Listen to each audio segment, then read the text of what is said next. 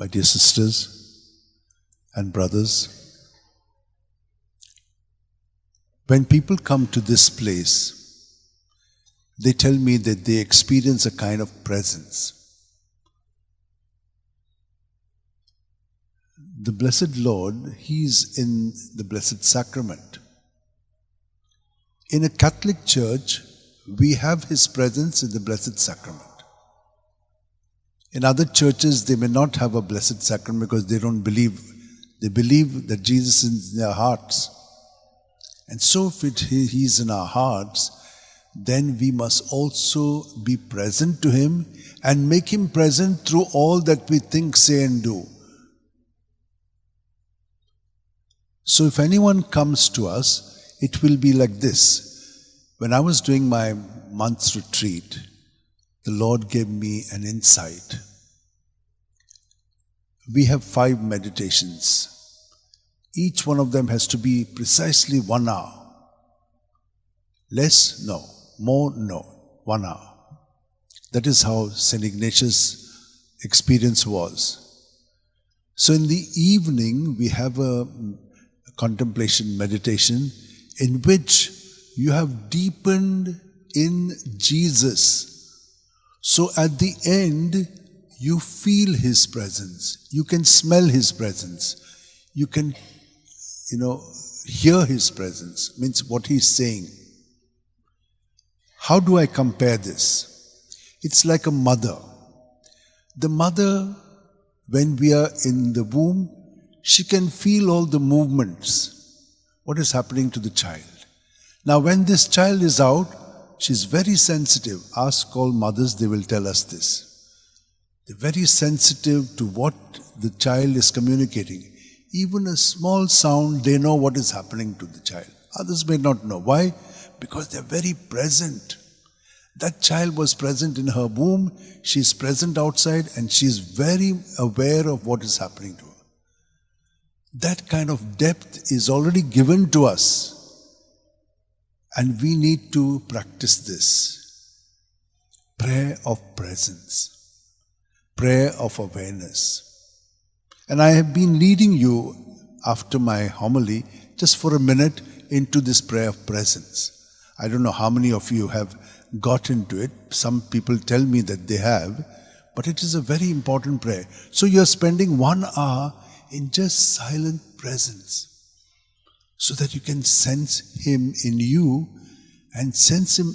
If you can sense Him in you, you can sense Him everywhere around you. And that is what the Pope Francis, being a Jesuit, also wanted the world to know, the whole church to be present.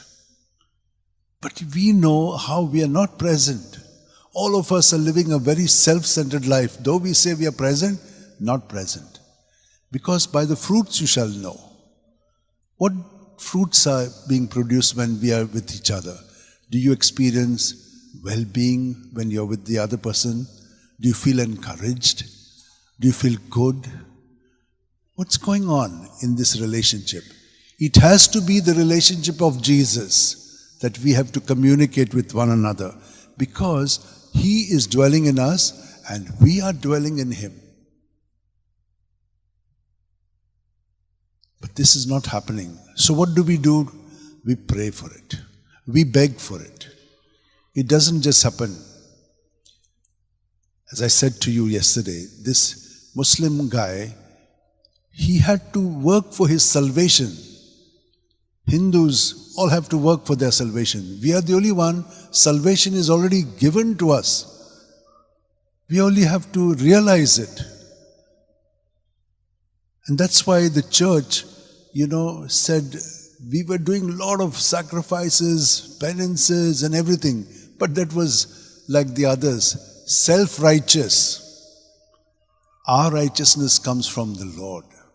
He has done everything for us. And we are in Him, He is in us, and that is what we got to realize. And when we do, we will be compassionate. The world is far away from it. And so we pray, and that's why Pope Leo said, let us pray for peace in the world. How many interventions, treaties, everything has been done, wars are still continuing. because there are other sin structures that are holding them. And so, my dear sisters and brothers, let us not be discouraged, because the Lord is alive and He is present to us, and we need to be present to Him. In this church, or whichever church you come, for us, look at how everyone bows here. When the Lord is there, they're very sensitive to that. Some of us are not, just walking around, talking loudly and all that. But if you are aware, then you will be very respectful, the way you walk in the place, etc. And not only in this place, the whole world is full of His presence. So let us pray, my dear sisters and brothers, that this gift, which is ours, we actualize it and live it. Hold your hands, close your eyes, keep your back straight, and for a minute realize that without Him we cannot be alive.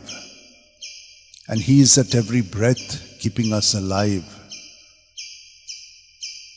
We have the opportunity to accept Him fully in us and to surrender to Him when we breathe out, so that nothing, whether it is His or mine or coming from others, ever remains in me, but we are free from it, so that He can use me in the way best to continue His work through me in my thoughts, words and deeds. Amen.